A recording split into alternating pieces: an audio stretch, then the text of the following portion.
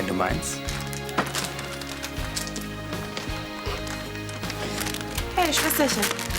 Andi ist doch ganz nett, oder? Ja, und ein ziemlicher Spinner. Danke, aber ich fahre mit meinem Mann in Urlaub. Es hat sich alles wieder eingerenkt. Schön, das freut mich aber für Sie. Auf Wiederhören. Ich meine, Mann liebt Frau, Frau liebt Mann. Und das darf aus irgendeinem Grund nicht gehen. Dann ist man irgendwann hoffentlich drüber weg. Es steht noch kein genaues Datum fest, aber in den kommenden Wochen dürfte es auf jeden Fall. Was ist das denn jetzt? Wie schätzt du denn die Erfolgschancen? Ich spule mal weiter, ja. Du bist so ein mieser Typ. Wie es in den letzten Monaten gelaufen ist. Das hast du doch mit Absicht gemacht. Das ist wirklich schade.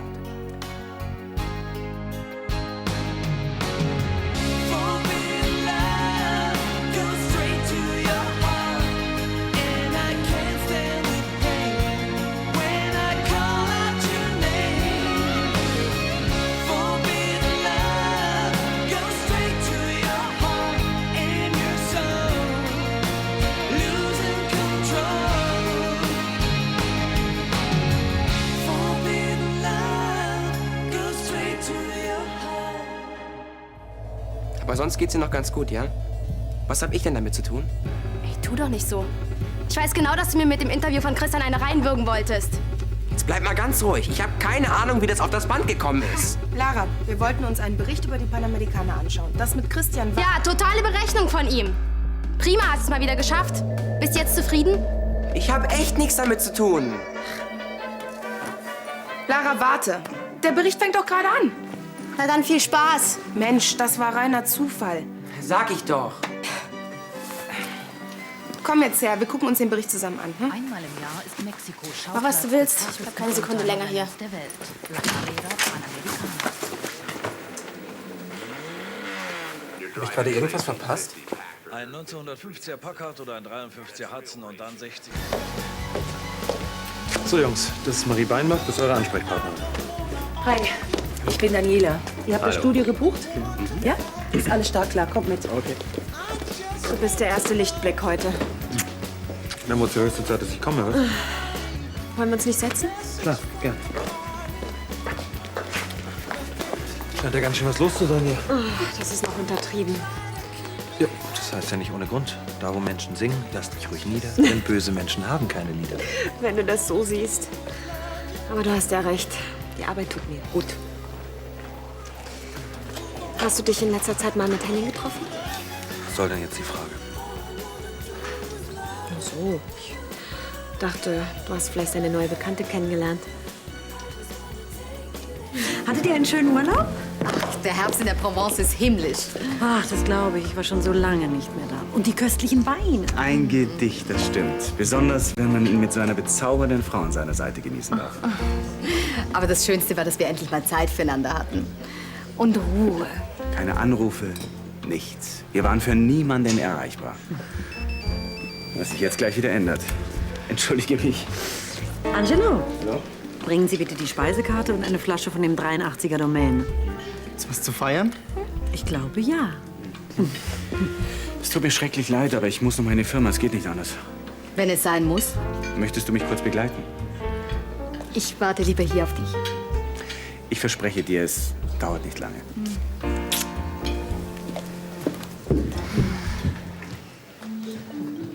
Cecile ist wirklich sehr nett. Und ich freue mich natürlich für Henning, dass er eine so sympathische Frau kennengelernt hat. Wie? Du bist dir schon begegnet? Im Fitnessstudio. Da wusste ich allerdings noch nicht, dass sie Henning kennt. Als du das rausgefunden hast, war das okay für dich? Natürlich. Das ist doch ein witziger Zufall.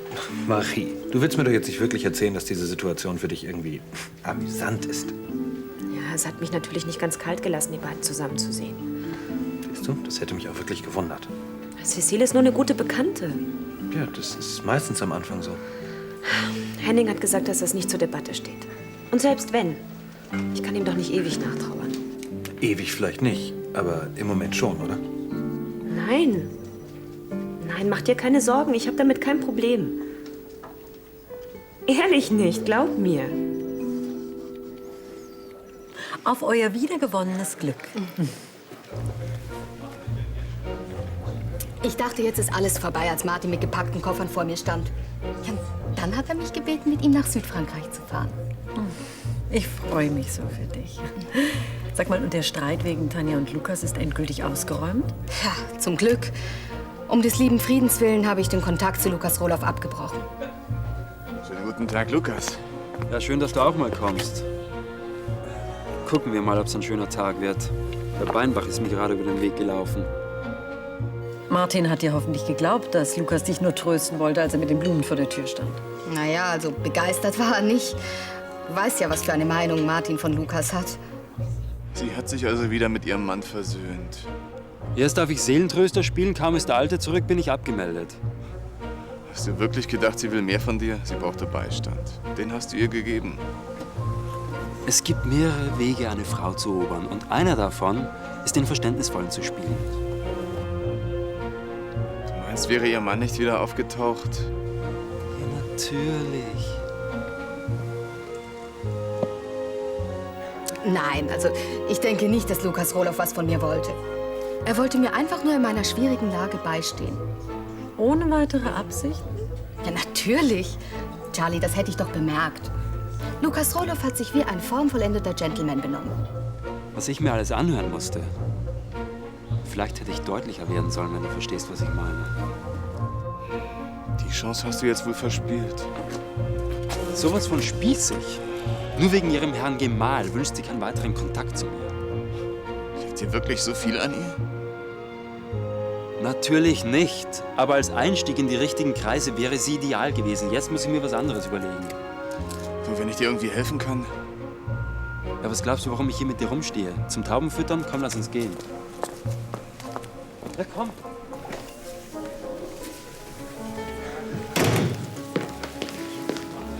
Eine Rose für jede Minute, die ich dich allein gelassen habe. Oh, danke, Martin.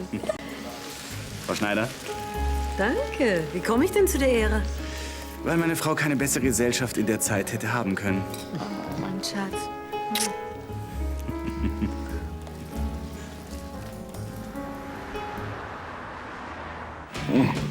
Ich habe so einen Durst. Das liegt bestimmt an den Aufnahmen von den Rockies. Erstaunlich, dass genau das bei dir hängen geblieben ist. Ich fand Peru und Bolivien viel interessanter. Auf jeden Fall hat der Bericht echt voll Bock darauf gemacht, einfach loszudösen. Ja, das stimmt. Da könnte man glatt neidisch werden. Du kannst es sicher auch nicht mehr erwarten, oder? Bist du so mies drauf, weil du immer noch keine Kohle hast, oder ist es immer noch wegen Lara? Diese blöde Kuh kann mich mal kreuzweisen. So was Hysterisches habe ich noch nie erlebt. Andi, jetzt mach mal einen Punkt. Du weißt ganz genau, wie Lara auf Christian reagiert, ha? Ja und? Das ist noch lang kein Grund, mich zu verdächtigen. Was kann ich dafür, wenn ihr Schlagerfuzzi auf dem Band ist? Okay, ich sag's jetzt zum letzten Mal, es tut mir leid. Wenn ich gewusst hätte, was auf dem Band ist, dann hätte ich das... Du hättest doch mal drauf gucken können, bevor du aufnimmst. Ja, du hättest deinen Mist selbst aufnehmen können. Ist doch wahr. Sag mir nicht böse, aber es tut mir langsam zu kindisch. Außerdem fängt meine Schicht gleich an. Tschüss zusammen. Ciao. Und ich gehe auch. Tschüss. Ciao. Lara wird sich bestimmt wieder einkriegen. Und du solltest dich auch ein bisschen zusammenreißen. Lara denkt sicherlich nicht, dass du das mit Absicht gemacht hast. Selbst wenn. Das ist mir sowas von egal, das glaubst du gar nicht. Ach, das Essen war himmlisch. Ja, mein Engel. Und zum krönenden Abschluss mixe ich uns beiden noch einen teuflisch raffinierten Cocktail. Arno's Paradise. Ach, das klingt verführerisch. Und bewirkt wahre Wunder. Ja, so. Ein Zettel von Lara. Hallo, ihr Lieben. Bin mit Gabi in der WG Videos gucken. Lara. Oh, wie schön für Sie. Und für uns. Ein himmlisches Essen, eine sturmfreie Bude. Arno, was hast du vor? Erst den Paradise mixen und dann... Paradise Lost. Hallo? Dachte, du bist in der WG? Ja, ich bin früher gegangen. War der Film so langweilig? Keine Ahnung. Aber Andi hat als Vorfilm ein Interview mit Christian gezeigt. Das hat mir gereicht. Wieso? Vor dem Film? Ja, so halt. Der Typ hat Spaß dran, mich zu provozieren. Aber das gelingt ihm nicht nochmal. Das sage ich euch.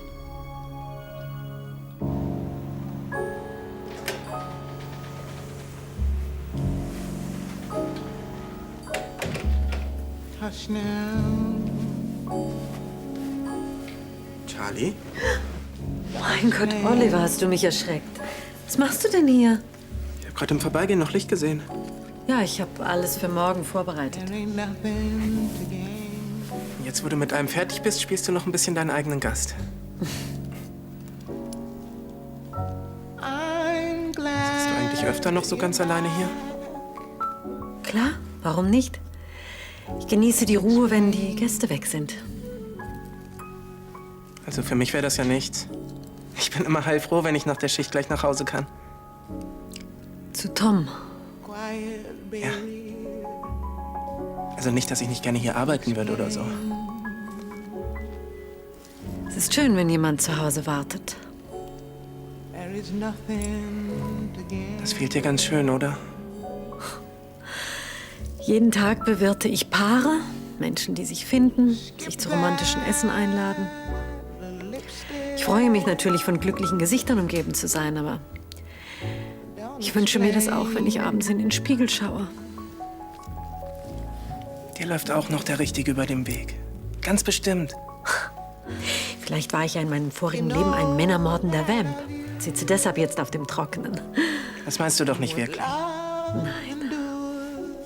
Aber ich denke schon drüber nach, weshalb ich so lange alleine bin. Weil du nicht den Erstbesten nimmst. Du hast doch einen ganz besonders tollen Mann verdient. Und wo soll ich den finden? Die ganz tollen Männer sind entweder vergeben oder schwul. Sonst hätte ich dir auch schon längst Avancen gemacht. Hm?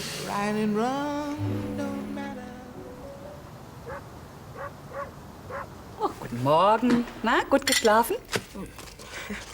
Morgen, Lara. Du, ich wollte gestern Abend noch mit dir reden, aber du warst schon im Bett. Wenn es um Andi ging, spaß dir einfach. Das war diesmal echt nicht seine Schuld. Oliver hat die Kassette genommen, auf der Christians Interview war. Na ja, dann ist doch alles geklärt, oder? So, Kinder, ich bin dann weg. Ja, viel Erfolg bei deiner Bauabnahme. Ja, werde ich haben. Tschüss zusammen. Ciao. Also ich finde, ich habe recht. Es gibt jetzt keinen Grund mehr, auf Andi sauer zu sein. Ja, ist ja gut. Aber selbst wenn's Olli war, ich bringt Andi immer wieder auf die Palme. Ob nun gewollt oder ungewollt. Ja, diesmal auf jeden Fall ungewollt. Du sollst dich nicht in irgendwas reinsteigern. So, ihr kommt klar? Ja, wenn wir nur noch mal schnell die Weinbestellung fürs nächste halbe Jahr durchgehen können. Ja, und ich hätte ja mit der Tageskarte noch 1000 Fragen. Ich hab's es eilig, das ist doch wohl nur ein Scherz. Klar. Mach dir einen schönen Tag bei deiner Benefizveranstaltung. Vielleicht triffst du da ja den Richtigen. Ach, Oliver.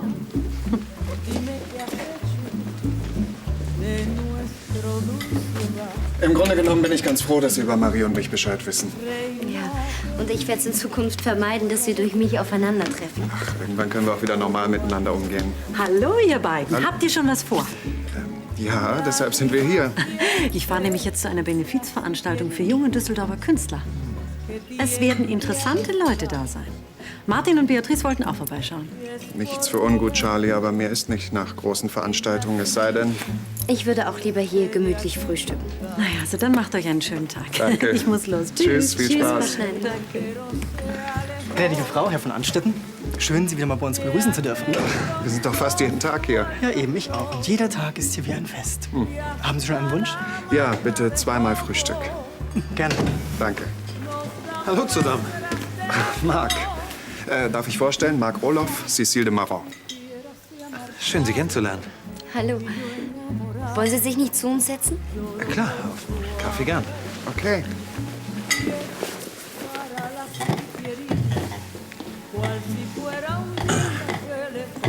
Ja, das würde mich jetzt mal interessieren.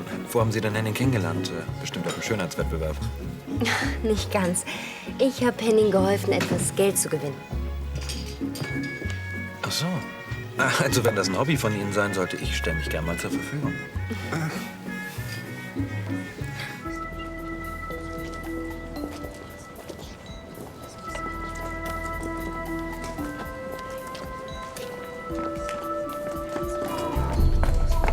Gerade noch rechtzeitig. Lektion 1. In der vornehmen Gesellschaft hat es niemand eilig, okay? So, ich werde es mir merken. Aber ich will ja da auch nicht Fuß fassen, sondern du. Und du meinst wirklich, dass ich damit auf dem besten Weg bin, ja? Auktion von jungen Düsseldorfer Künstlern, naja. Anscheinend warst du noch nie bei so einem Event. Das lässt sich von der Düsseldorfer Schickeria keiner entgehen. Also nicht nur Hungerkünstler, sondern auch ein paar Titel mit Kohle dahinter. Ganz genau. Meistens haben diese Typen zwar keine Ahnung von Kunst, aber kommen aus den unterschiedlichsten Bereichen. Und du glaubst im Ernst, dass da ein lukrativer Job für mich bei rausspringt? Natürlich. Je reicher diese Typen sind, desto eher brauchen sie fähige Anwälte. Na hoffentlich, weil nochmal will ich nicht, dass mir der alte Beinbach in die Quere kommt. Von Beinbach wird für dich bald Geschichte sein. Ja, na, dann lass uns mal Geschichte schreiben. Also ich hätte ganz gerne noch einen Espresso, bitte. Oh, den nehme ich auch. Gerne. Für mich nichts, danke. Okay. Ich muss Sie beide jetzt leider alleine lassen. Ja, schade. Aber wir sehen uns ja. Bestimmt. Ich rufe an. Und danke für die Einladung. Wir können ja mal wieder zusammen ausreiten. Ja, gern. Obwohl ich todsicher wieder verlieren werde. Tschüss, Marc. Hat mich gefreut. Mich auch. Auf Wiedersehen. Tschüss. Tschüss. Respekt. Da hast du ja eine richtig hübsche junge Dame kennengelernt. Ach ja. Und was bitte meinst du damit? Und überhaupt, was sollte vorhin das Gezwinker? Was fragst du mich das? Ich habe keine Ahnung. Nur damit du nicht weiter auf dem Holzweg bist, mein Bester. Cecile und ich sind gute Bekannte. Nicht mehr und nicht weniger. Im Ernst? Im Ernst. Ich würde es dir sagen, wenn es anders wäre. Ach, das musst du nicht. Das hat Marie schon getan. Marie hat über Cecile gesprochen? Was hat sie denn gesagt? Nichts. Nur genau das, was du auch gerade gesagt hast. Ihr seid nur gute Bekannte. Aha. Wie hat sie dabei auf dich gewirkt? Ich meine, war sie eher skeptisch oder traurig? Sie hat's locker genommen. Aber warum auch nicht? Hm? Gut. Kann dir gar nicht sagen, wie mich das freuen würde. Ich muss nachher noch mal zu dir. Ja, dann überzeug dich doch am besten selber. Auch bei ihr geht's langsam, aber sicher wieder aufwärts. Ich wünsche mir nichts mehr als das. Das weiß ich. Und ich freue mich wirklich für dich, dass du durch Cecile auf andere Gedanken kommst. Ehrlich. Ja. Ich genieße einfach ihre Gesellschaft. Ich finde es ja sehr schön, dass die Tradition in Düsseldorf aufrechterhalten bleibt, jungen Künstlern zu helfen. Tradition? Wie meinen Sie das? Nun ja, nehmen wir nur mal Beuys. Der hat sich ja auch immer sehr um den Nachwuchs gekümmert, nicht? Beuys, ist doch Schnee von gestern. Frau Pieper, Herr Hoppe, wie schön. Was hast du gedacht? So schnell geht's dann auch wieder nicht. Gerade habe ich wieder mal ganz deutlich bemerkt, dass die Leute doch unter sich bleiben wollen. Hallo, guten Tag, Frau Rippschläger. Hallo. Haben Sie schon Champagner? Sonst müssen wir welchen organisieren. Hallo. Hallo, how are you? Die gute Frau Schneider scheint heute mehr Glück zu haben. Nicht nur heute. Kannst du mir mal verraten, wie sie das macht? Sie ist gut situiert, eine erfolgreiche Kunsthändlerin und hat das Innenbistro in Düsseldorf für die feine Gesellschaft. Noch Fragen? Nein, eigentlich nichts. Hi. Redest du mit mir? Ja. Ich war auf der Baustelle, die haben mir gesagt, dass du hier bist. So. Und wie komme ich zu dieser Ehre? Hast du dich wieder abreagiert? Ja. Wegen gestern, ich habe da wahrscheinlich ein bisschen überreagiert. Ein bisschen. Ist gut. Ich dachte echt, dass du das mit Absicht gemacht hast. Klar. Erst draufhauen, dann nachdenken. Aber solche hysterischen Ausbrüche kenne ich ja von dir. Was soll das jetzt? Ein Wort über deinen Supermacker und du klebst gleich an der Decke. Sag mal, kommst du dir dabei nicht selbst ein bisschen bescheuert vor? Ey, ich bin eigentlich hergekommen, weil ich mich entschuldigen wollte. Aber wenn du so anfängst... Entschuldigen? Kannst dir sparen. Kein Bedarf. Das merke ich. Außerdem bist du doch sowieso nur gekommen, weil Gabriela und Oliver dich überredet haben. Ich weiß selbst, was ich tue. Gratulation zu dieser Selbsterkenntnis. Weißt du, lass mich doch. Gern. Hey, auch einen Schluck? Nee, danke. Lass mal. Soll ich dir was anderes machen? Einen Kaffee vielleicht? So zuvorkommt? Was ist denn los? Also eigentlich nichts. Ich habe einfach nur gute Laune. Darf man noch fragen, woher die kommt? Klar. Ich war mit Henning im Bistro. Aha. Ja, und auch mit seiner charmanten und vor allem extrem gut aussehenden Begleitung. Ach, verstehe. Das freut dich. Klar, ist doch schön, wenn es ihr wieder gut geht. Und Marie, die scheint damit auch zurechtzukommen. Also deine Anteilnahme in allen Ehren, aber so ganz uneigennützig ist deine Freude doch nicht, oder? Was? Ach so, du meinst wegen Marie und mir? Nein, das ist Blödsinn. Marc, wem willst du eigentlich was vormachen? Dir oder mir? Du liebst Marie. Ist doch klar, dass du dir jetzt wieder Hoffnungen machst. Dir kann ich gar nichts vormachen, oder? Nö. Auf die Düsseldorfer Kunst. Die Schneider ist eine gute Partie. Und du bist sicher, dass sie nicht liiert ist? Ziemlich sicher. Sie ist vor Jahren reich geschieden und wenn man den Gerüchten der Szene glauben darf, ist sie sogar auf der Suche. Schön, schön. Die Dame wird mir immer sympathischer. Immobilien? Soweit ich weiß, mehrere. Aber hast du eine Ahnung, warum sie ihre Galerie aufgegeben hat? Finanzielle Probleme? Kann ich mir bei ihr nicht vorstellen. Außerdem hat sie neben ihrem Bistro immer noch mit Kunst zu tun. Na, dann wollen wir mal. Kunst ist ja mein Spezialgebiet. Du entschuldigst. Hallo. Frau Schneider. Charlie. Oh, schön, dass ihr es noch einrichten konntet. Die Auktion muss auch jeden Moment losgehen. Ja, das können wir uns doch nicht entgehen lassen. Ich kann leider nicht so lange bleiben. Ich muss noch geschäftlich nach Berlin. Oh, wie schade. Ja. C'est la vie. Also langsam aber sicher gehen mir die Beinbachs auf die Nerven. Warum? Sie hat dich doch immerhin angelächelt. Vielleicht sind deine Chancen gar nicht so schlecht bei ihr. Die Beinbach ist Schnee von gestern. Aber du hast mir die Augen geöffnet für meine wahre Liebe.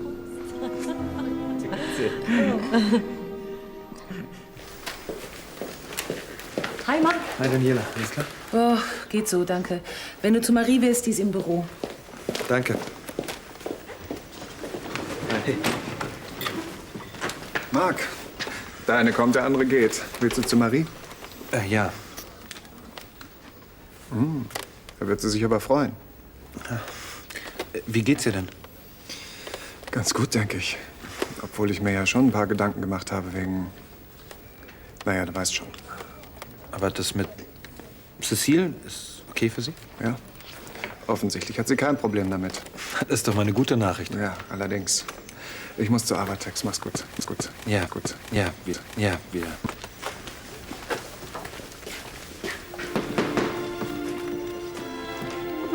Marie. Um Gottes Willen. Marc, gut, dass du da bist. Das ist alles so schrecklich. Was ist denn passiert? Henning hat mir doch gerade noch erzählt, dass es dir gut geht. Ich habe gedacht, ich könnte Henning vergessen. Aber ich schaff's nicht. Niemals.